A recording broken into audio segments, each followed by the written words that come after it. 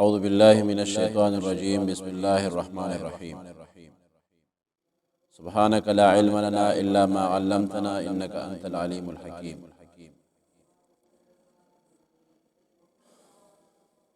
رونو تاستا نند مسلمان په مسلمان باندې کوم حقوق دي دا هغه په باره کې تاسو نن خبره کوم د مسلمان په مسلمان باندې شپږ حقوق دي د یو مسلمان په بل مسلمان باندې شپږ حقوق دي د دوه جهانو سردار مبارک فرمای لومبه حقدار کله چې د خپل مسلمان ورور سره ملاويږي سلام بکې دویم حق د مسلمان ورور داده کله چې اغا تعالی دعوت وکي او تبه د اغا دعوت قبل او دریم حق د مسلمان داده بل مسلمان باندې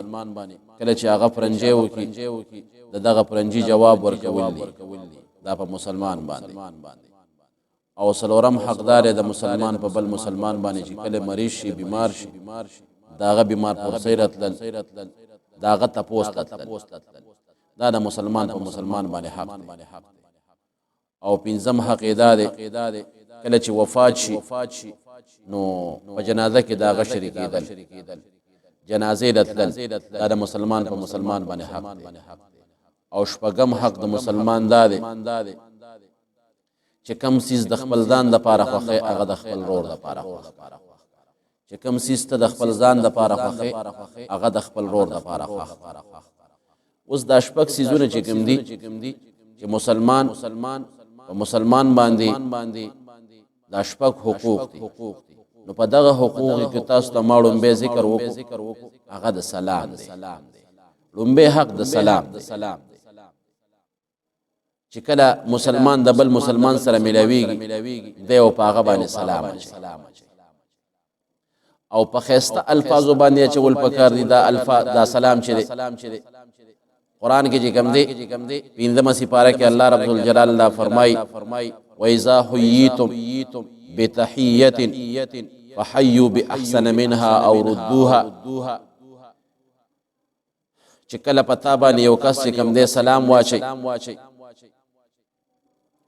نو ته د اغیله په بهترینه طریقه باندې چې کوم دی اغله جواب ورکا دا سلام جواب ورکا یا کم از کم د اق الفاظ جواب ورکا چې هغه وي السلام علیکم ورحمت الله نو تم وته جواب کوي وعلیکم السلام ورحمت الله وبرکاته او کو مثال دون د نشي کېدل نو بس کوم الفاظ د تویل دي السلام علیکم داغي جواب ورکا وعلیکم السلام دا د مسلمان حق دی پکاردار چې مسلمان په صحیح طریقه باندې او په خسته الفاظو باندې سلام اچي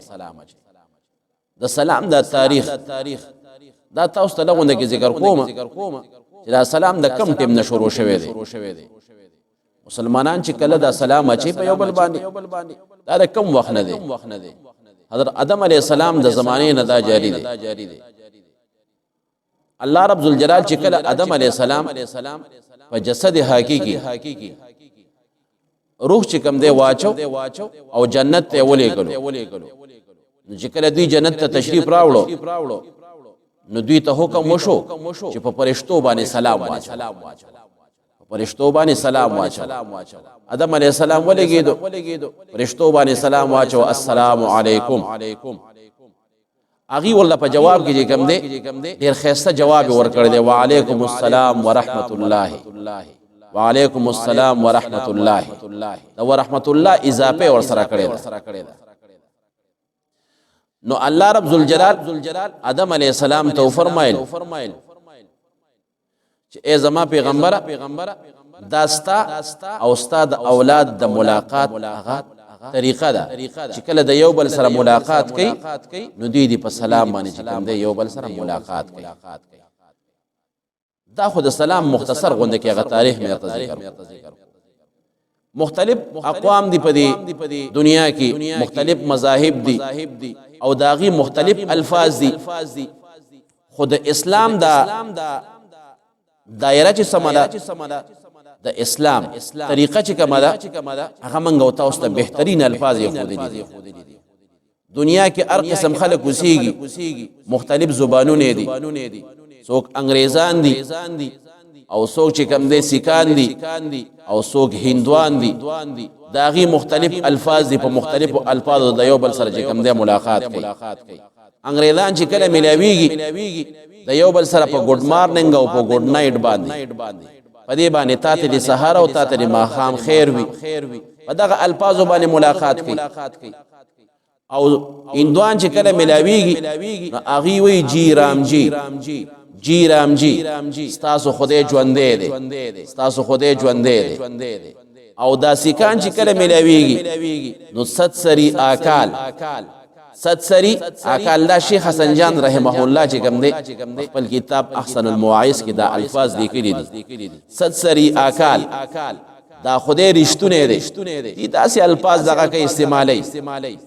خود ټول نه بهترین الفاظ رونو هغه د السلام علیکم دي دا الله رب الجلال ته ډیر زیات خوښ دا الله رب الجلال ته ډیر زیات خوښ